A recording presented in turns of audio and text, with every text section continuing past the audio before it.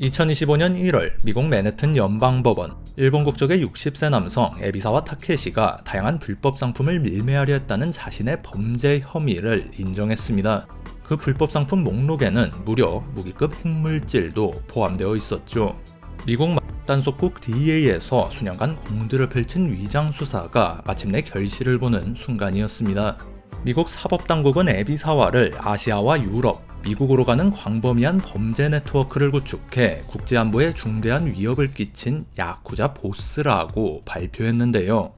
한국을 비롯한 전 세계 대부분 언론은 이 발표를 그대로 받아 적어 보도했죠. 그런데 이상한 점이 있습니다.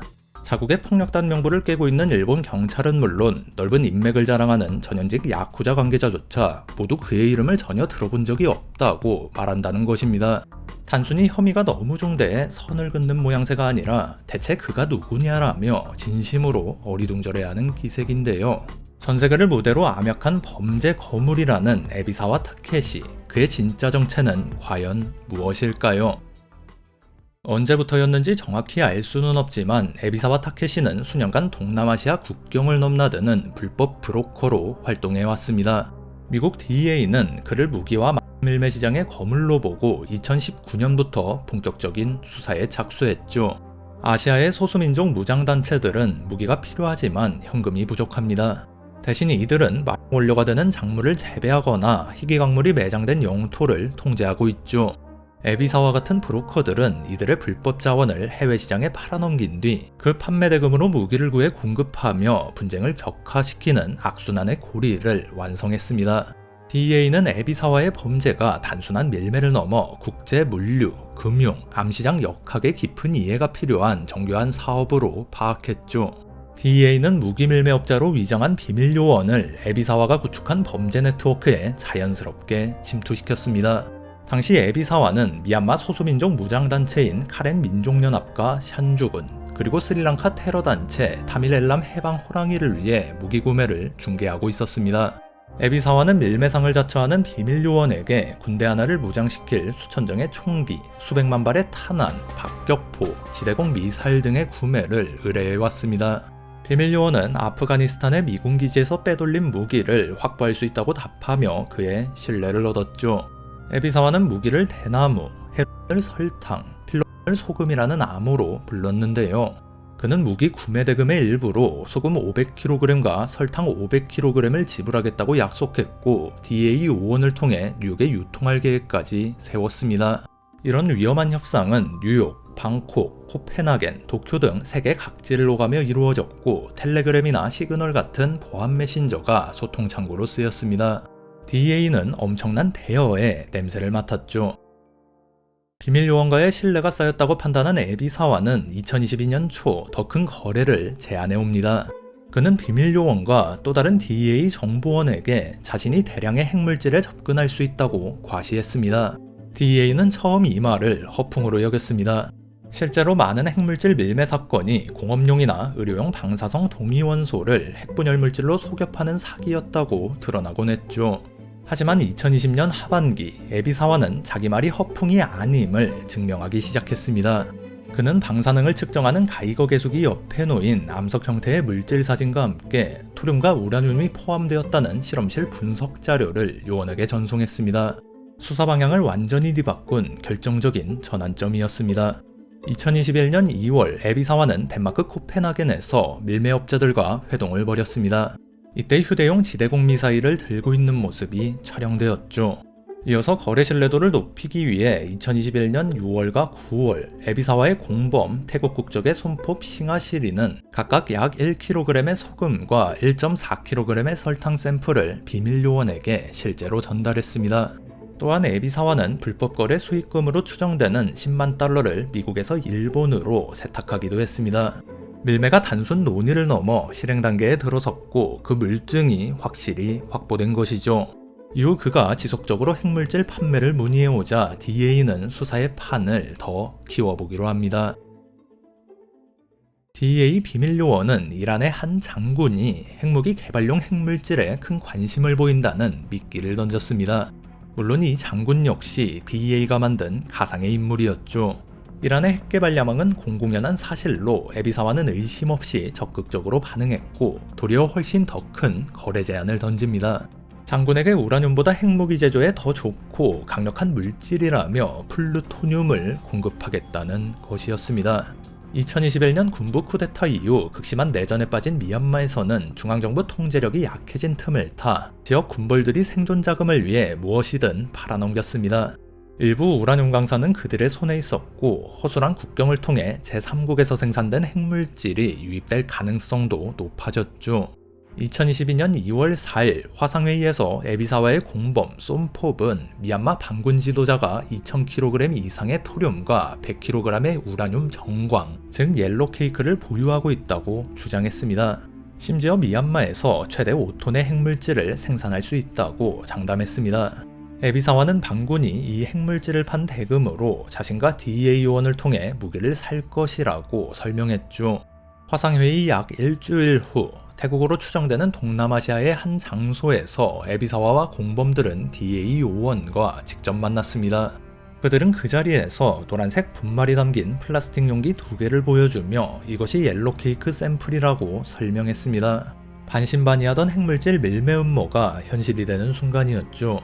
DEA는 이 결정적인 순간을 놓치지 않았습니다. 태국 사법당국과 공조해 샘플을 확보했고 즉시 미국의 핵법과학연구소에 보내 정밀 분석에 들어갔는데요. 분석 결과는 충격적이었습니다. 두 샘플 모두에서 우라늄과 토륨 그리고 플루토늄이 검출된 것입니다. 핵물질 샘플은 확보했지만 그것이 핵무기 제조에 쓸 무기급임을 입증하려면 상당한 시간이 필요했습니다. 그 사이 에비사와의 도주나 추가 범죄를 막기 위해 신속한 체포가 요구되었죠.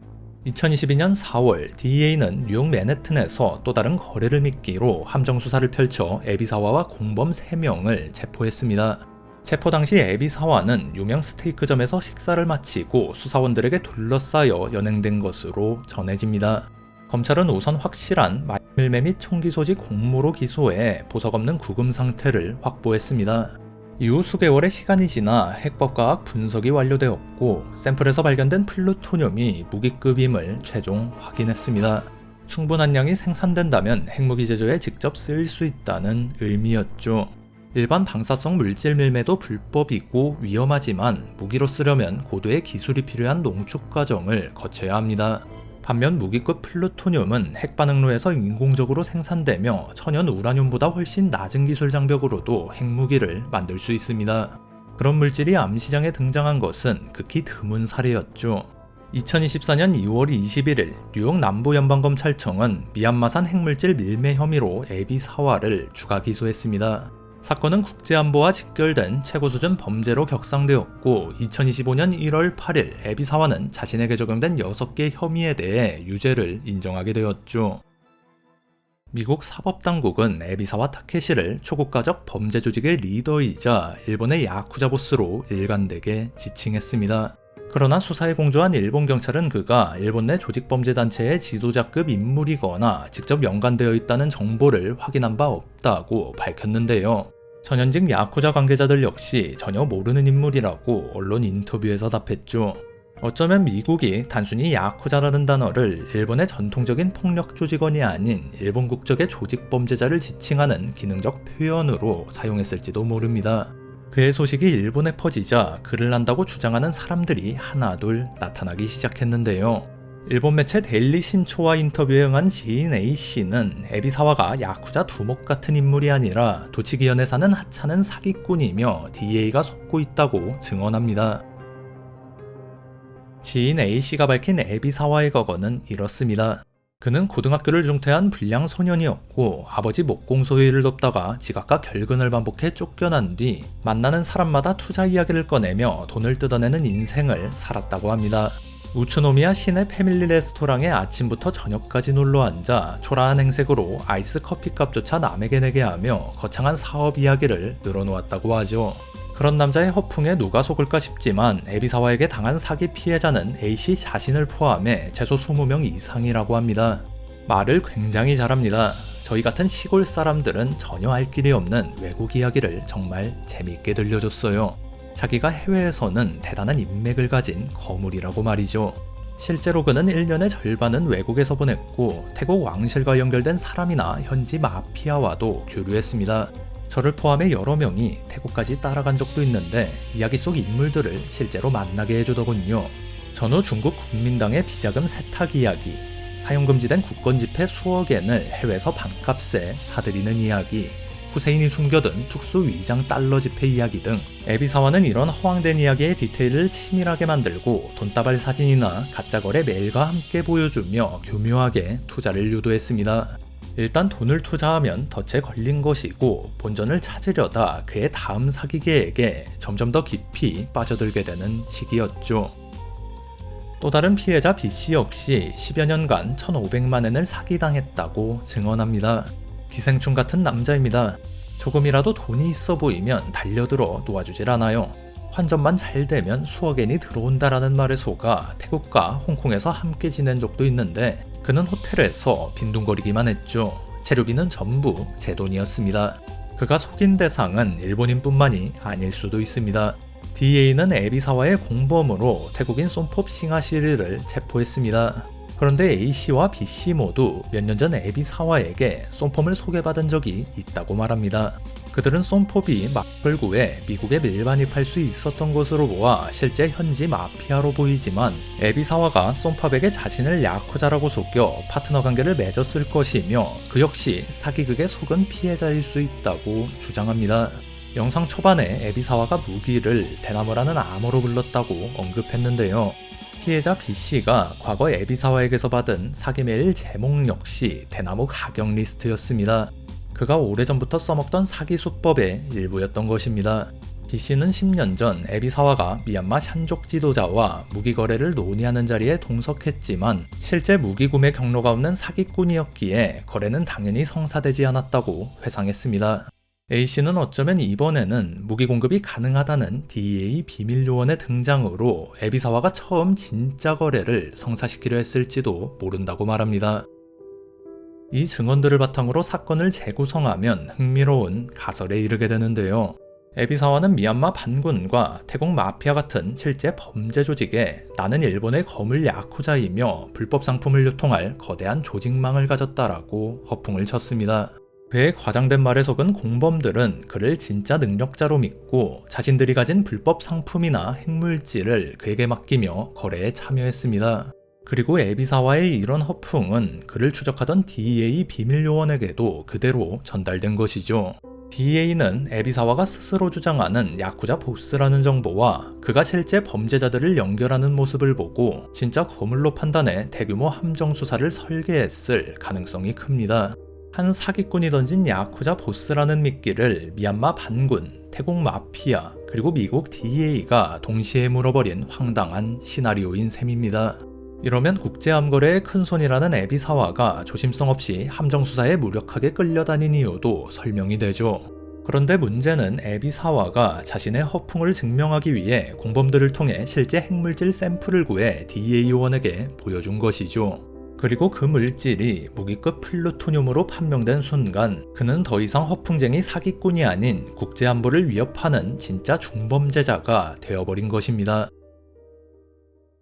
미얀마 특파원으로 활동하며 군부 블랙리스트에도 올랐던 스웨덴 기자 베르틸 린트너 역시 2022년 기고문에서 사기극이라는 의견에 무게를 더했습니다. 재판에 언급된 미얀마 무장단체들이 이미 풍부한 중국산 무기 대신 비싸고 사용이 까다로운 미국산 무기를 구매하는 것은 실정에 맞지 않으며 또 다른 구매자로 언급된 타미렐람 해방 호랑이는 2009년 스리랑카 정부군에 의해 이미 괴멸된 조직이라고 지적했죠. 미국 법원 문서는 구매자들이 화물기로 무기를 받기 위해 활주로를 건설할 것이라고 명시했는데 중화기를 실은 화물기가 태국 등 주변국 영공을 탐지되지 않고 통과해 정글 공터에 착륙했다가 다시 이륙한다는 것은 비현실적이라고 린터너는 주장합니다. 또한 에비사와가 야쿠자라고 하지만 법원 문서 어디에도 그가 속한 특정 조직 이름은 언급되지 않는다고 지적하며 야쿠자 간부들은 꼬리 자르기의 대가인데 이런 일에 직접 가담할 가능성은 매우 낮다고 말합니다. 야쿠자라는 브랜드 이미지를 사용한 사기꾼이라는 것이죠. 쏨팝의 두 공범의 신원 또한 의문투성이인데 에비사와는 숙산 줄라난과 쏨팝 룩사라니를 퇴역한 태국군 고위장교라고 주장했지만 그들이 소속됐던 부대 이름이나 계급은 전혀 증명되지 않았고 태국 국방부 역시 이를 부인했습니다. 결국 DEA가 얻은 것이라고는 말 많은 일본인 사기꾼 1명과 누구도 들어본 적 없는 태국인 사기꾼 3명을 체포한 것뿐인 듯하다. 그는 법 집행기관은 범죄를 조장하는 것이 아니라 범죄와 싸워야 한다라며 현지 상황에 무지했던 DEA의 함정수사를 비판했습니다. 호주 브리즈번 그리피스 대학의 아시아 및 미얀마 정세 전문가 앤드류 셀스 박사 역시 비슷한 가능성을 제기합니다. 그는 미 사법당국이 다소 의기양양한 어조로 에비사와의 체포 과정과 그의 범죄를 설명했지만 무기급으로 알려진 플루토늄이 과연 어디서 왔는가라는 결정적인 질문에는 답하지 못했다고 지적했습니다. 오래전부터 미얀마에서 우라늄이 채굴되어 핵무기 프로그램으로 이어질 수 있다는 우려가 있었지만 실제 실행에 필요한 전문 지식과 시설이 부족하다는 결론이 매번 나왔습니다. 미얀마 매체 프론티어 미얀마 역시 에비사와의 핵물질 출처에 대해 여러 가능성을 살폈지만 아무것도 입증하지 못했죠. 앤드류 셀스 박사는 이 핵물질 밀매 사건이 사실은 정교한 사기극이었으며 에비사와는 DEA에 넘긴 소량의 샘플 외에는 제공할 것이 아무것도 없었을 수 있다라는 설명이 조금 억지스러울 수는 있지만 미얀마 어딘가에 오랫동안 외부 세계에 숨겨진 채 핵무기 핵심 성분을 생산하는 비밀 원자로와 재처리 시설이 존재한다는 주장보단 더 설득력 있는 설명이라고 말합니다. 그는 샘플을 어디서 구했는가 하는 문제는 남지만 다양한 핵물질 암시장은 오랫동안 존재해왔다라고 덧붙였죠. 한편 파키스탄의 이슬라마바드 전략비전연구소는 에비사와가 확보한 핵물질의 유력한 출처로 인도를 지목했습니다. 미얀마와 긴 국경을 맞대고 있고 주변 지역에서 정교한 재처리 시설을 갖춘 몇 안 되는 국가라는 점을 근거로 들었죠. 또한 인도에서 수년간 여러 건의 핵물질 절도 사건이 발생했다는 점을 언급하며 인도의 허술한 핵 안보 실태를 지적했습니다. 꽤 설득력 있는 분석처럼 보이지만 이 역시 정황에 근거한 추측에 불과합니다. 특히 인도와 파키스탄의 오랜 적대 관계를 고려하면 정치적 의도가 담긴 주장처럼도 보이죠. 수많은 허점과 비현실적인 정황은 에비사와 타케시가 국제적인 거물이 아닌 허풍선이 사기꾼이었다는 주장에 힘을 실어줍니다. 하지만 그의 손에 들려있던 플루토늄은 무시할 수 없는 실제 핵 안보 위협이었죠. 에비사와의 선고 공판은 당초 2025년 4월로 예정되었으나 연기된 것으로 보이는데요. 그에게 적용된 여러 혐의로 최소 10년의 의무복역형, 최대 무기징역이 선고될 수 있습니다. 법정에서 그의 정체와 플루토늄 출처에 대한 명쾌한 해답이 나올지 아니면 야쿠자와 무기급 핵물질이라는 자극적인 키워드만 남게 될지 재판의 기추가 주목됩니다.